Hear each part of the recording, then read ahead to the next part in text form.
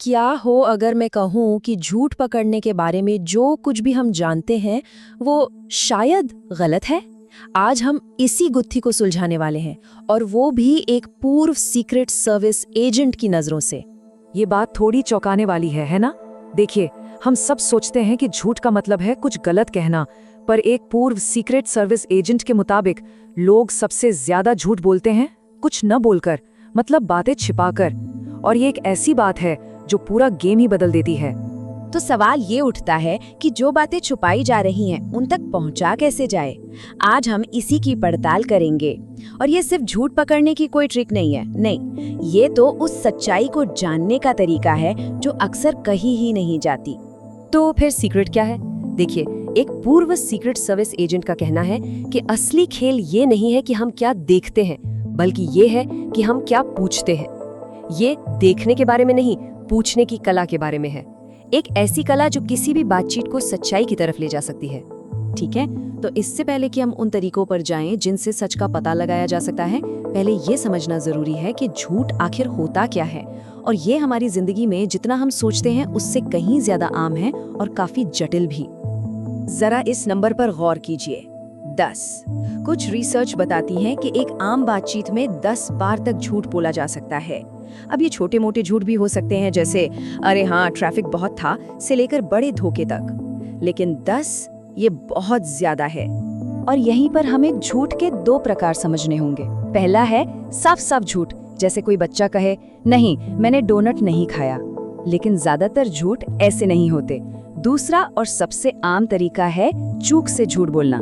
मतलब आपको कहानी तो सुनाई जाएगी, पर उसमें से एक ऐसी जरूरी बात गायब कर दी जाएगी जो पूरी कहानी का मतलब ही बदल दे। वैसे एक बात है, झूठ बोलना कोई आसान काम नहीं है। सोचिए जरा, एक झूठी कहानी बनाना, उसे याद रखना और फिर उस पर टिके रहना, दिमाग पर कितना जोर पड़ता है। इसे कॉग्निटिव लोड कहते हैं। और इसी वजह से साफ साफ झूठ बोलने के बजाय ज्यादातर लोग जानकारी छिपाने का रास्ता अपनाते हैं, वो आसान जो है।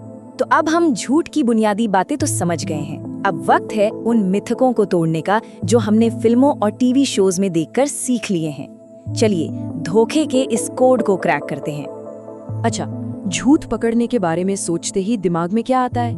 यही ना कि अरे वो आंखें नहीं मिला रहा, या फिर देखो कितना बेचैन है, हाथ पैर हिला रहा है।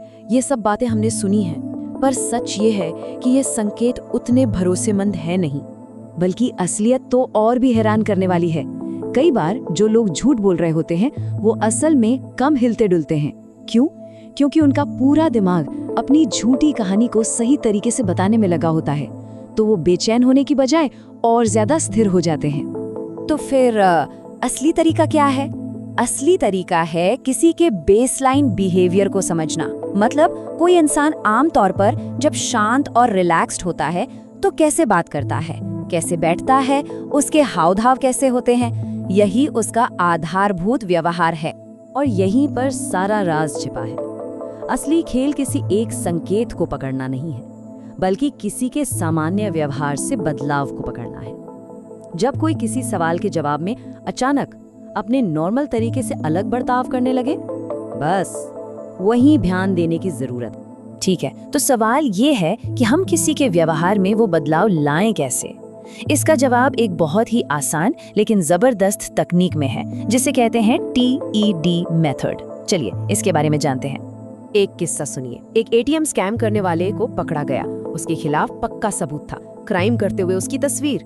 जब उसे वो तस्वीर दिखाई गई तो जानते हैं उसने क्या कहा? उसने बड़े आराम से कहा, लगता तो मेरे जैसा है पर मैं नहीं हूँ। अब देखिए, कुछ लोग झूठ बोलने में इतने माहिर होते हैं, ऐसे लोगों के सामने सीधे सवाल जैसे क्या ये तुमने किया काम नहीं करते। वो इतनी सफाई से झूठ बोलेंगे कि यकीन करना मुश्किल हो जाएगा। तो फिर ऐसे लोगों से सच कैसे उगलवाएं जो अपनी बात से ज्यादा कुछ बताने को तैयार ही नहीं है? जवाब है उन्हें कहानी सुनाने पर मजबूर करके। और यहीं पर हमारी टेड तकनीक काम आती है। ये टेड क्या है? टी का मतलब है टेल मी, मुझे बताओ। ई का मतलब है एक्सप्लेन, समझाओ। और डी का मतलब है डिस्क्राइब, वर्णन करो। ये सवाल नहीं है, ये निर्देश है। क्या तुम वहां थे? पूछने की बजाय कहना चाहिए मुझे उस रात के बारे में बताओ। इससे सामने वाला हाँ या ना में जवाब नहीं दे सकता, उसे कहानी सुनानी पड़ती है। और जब लोग कहानी सुनाते हैं तो अनजाने में ही बहुत कुछ कह जाते हैं। और सुनिए, ये तरीके सिर्फ सीक्रेट एजेंट्स के लिए नहीं है, इन्हें हम सब अपने रोजमर्रा के रिश्तों में इस्तेमाल कर सकते हैं ताकि हम एक दूसरे को बेहतर समझ सकें। भरोसा करो पर जांचो, ये सिर्फ जासूसी का नियम नहीं, जिंदगी का भी है। इसी सिलसिले में लोगों के बात करने के तरीके को समझना भी जरूरी है। 2 तरह के लोग होते हैं, एक वो जो सीधा मुद्दे पर आते हैं, प्रॉब्लम का सलूशन चाहते हैं। दूसरे वो जो अपनी फीलिंग्स, अपना एक्सपीरियंस शेयर करना चाहते हैं। अब अगर कोई अपनी भावनाएं बता रहा हो और हम उसे सीधा सलाह देने लगे तो बात बिगड़ सकती है। पहले ये समझना जरूरी है कि सामने वाला चाहता क्या है। भरोसे की भी 2 किस्में हैं। एक होता है अनकंडीशनल ट्रस्ट, मतलब आंख बंद करके भरोसा करना। इसमें दिमागी मेहनत कम लगती है पर दिल टूटने का खतरा ज्यादा होता है। दूसरा है कंडीशनल ट्रस्ट, यानी सोच समझकर धीरे धीरे भरोसा बनाना। खासकर नए रिश्तों में ये तरीका ज्यादा स्मार्ट है। तो इन सब बातों का निचोड़ क्या है? इन सब तकनीकों का असली मकसद झूठ पकड़ना नहीं है, बल्कि जुड़ाव बनाना है। देखिए, मकसद ये नहीं है कि हम एक चलते फिरते पॉलीग्राफ मशीन बन जाएं और हर किसी को शक की नजर से देखें। नहीं, बिल्कुल नहीं। इसका असली मकसद है, जैसा कि उस एजेंट ने कहा, इंसानी व्यवहार को समझना, जिज्ञासु बनना। जब हम सच में किसी को जानने में दिलचस्पी दिखाते हैं तो उन्हें बोलने का मौका देते हैं और वो खुद ही सब कुछ बता देते हैं।